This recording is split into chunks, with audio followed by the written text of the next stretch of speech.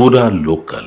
గతంలో 10 సంవత్సరాలు పరిపాలన కొనసాగించిన ఆనాటి తెలంగాణ రాష్ట్ర మొట్టమొదటి ముఖ్యమంత్రి గారు ఒక్క కొత్త ప్రాజెక్ట్ అయినా పాలమూరు జిల్లాకు మంజూరు చేసిండా అని నేను సూటిగా సవాలు విసురుతున్నా. ఈనాడు ఈ జిల్లాలో కడుతున్న ప్రాజెక్టులు, నిర్మాణం అర్ధాంతరంగా ఆగిపోయిన ప్రాజెక్టులు భీమా కావచ్చు, నెట్టంపాడు కావచ్చు, కోయిల్ సాగర్ కావచ్చు, జూరాల కావచ్చు, లేకపోతే పాలమూరు రంగారెడ్డి ఎత్తిపోతలు కావచ్చు, కల్వకుర్తి కావచ్చు, ఈ రోజు కట్టిన శ్రీశైలం, పూర్తయిన నాగార్జున సాగర్ కావచ్చు.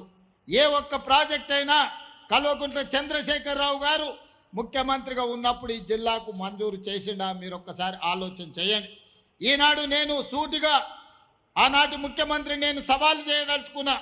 మీరు అనుమతులు ఇచ్చిన ప్రాజెక్టు కానీ మీరు మంజూరు చేసిన ప్రాజెక్టు ఈ జిల్లాలో ఒక్కటైనా ఉందా? మీరు చూపించండి. పాలమూరు రంగారెడ్డి ఎత్తిపోతల గురించి పదే పదే మాట్లాడుతున్నావు కదా. మొన్నటి శాసనసభలో పూర్తి వివరాలను బయటపెట్టిన మొట్టమొదటిసారి విఠల్ రావు గారి ప్రాజెక్టు గురించి డాక్టర్ వైఎస్ రాజశేఖర రెడ్డి గారికి విజ్ఞప్తి చేసిండ్రు. ఆ తర్వాత రాజశేఖర రెడ్డి గారి మరణంతో ఆగిపోయిన పాలమూరు రంగారెడ్డి డికే అరుణ గారు మంత్రిగా ఉన్నప్పుడు కిరణ్ కుమార్ రెడ్డి గారికి తీసుకెళ్లి ఎన్ఎం శ్రీనివాసరెడ్డి లాంటి శాసనసభ్యులు సంతకం చేసి ఆనాడు ఉమ్మడి రాష్ట్రంలో పాలమూరు జిల్లాకు పాలమూరు రంగారెడ్డి ఎత్తిపోతల పథకాన్ని 2013లో మంజూరు చేయించడం జరిగింది. మరి తెలంగాణ రాష్ట్రం వచ్చిన తర్వాత పూర్తి చేయాల్సిన ప్రాజెక్టులు 10 సంవత్సరాలు ఎందుకు పూర్తి చేయలేదు అని చెప్పి ఈ రోజు నేను వారిని అడగదలుచుకున్నా.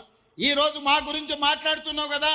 పాలమూరు రంగారెడ్డి ఎత్తిపోతల పథకానికి 25,000 కోట్ల రూపాయలు కాంట్రాక్టర్లకు బిల్లులు ఇచ్చినవు తప్ప ఉద్దండాపూర్ భూసేకరణకు ఈ రోజు ఎందుకు రైతులకు నష్టపరిహారం ఇవ్వలేదు అని నేను అడుగుతున్నా. మా అనిరుద్ధ్ వచ్చి అడుగుతున్నాడు, అన్న ఉద్దండాపూర్ రైతు బాధితులకు, ముంపు బాధితులకు నువ్వు పెంచినావు, కొంత నిధులు విడుదల చేసినావు, మిగతావి నువ్వు విడుదల చేస్తే నువ్వు విడుదల చేస్తా అని చెప్తే నేను రైతులకు వెళ్ళి చెప్పుకుంటా అని చెప్పి ఈ రోజు ఎమ్మెల్యే గారు అడుగుతున్నారు.